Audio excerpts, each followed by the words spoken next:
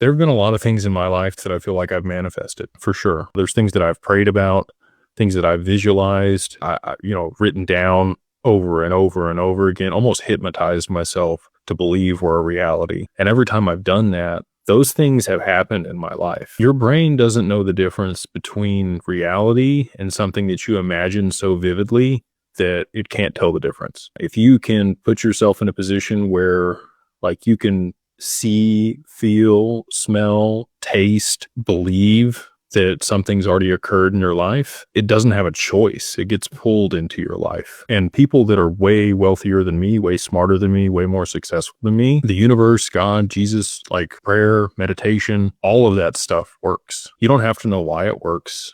You don't have to understand it. You can use it. I promise you can use it.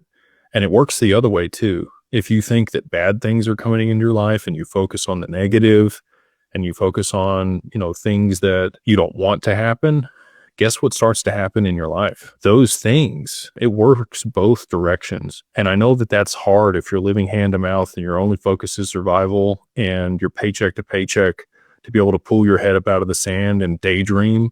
Like I talked about earlier, like the gentleman mentioned his 9-year-old little daughter wants to be a financial analyst. You have to have imagination. You have to have belief. You have to have faith, because that's the only way you're going to get out of this situation. If you are in a bad spot, and it will take time, it will take work.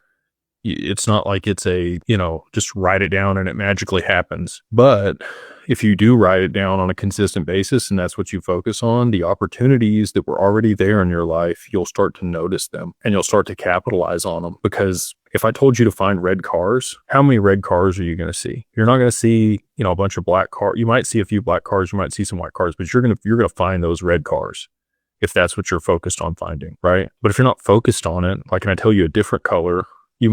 Maybe you'll see one of the red cars. You're not going to think about it. You're going to think about the other one.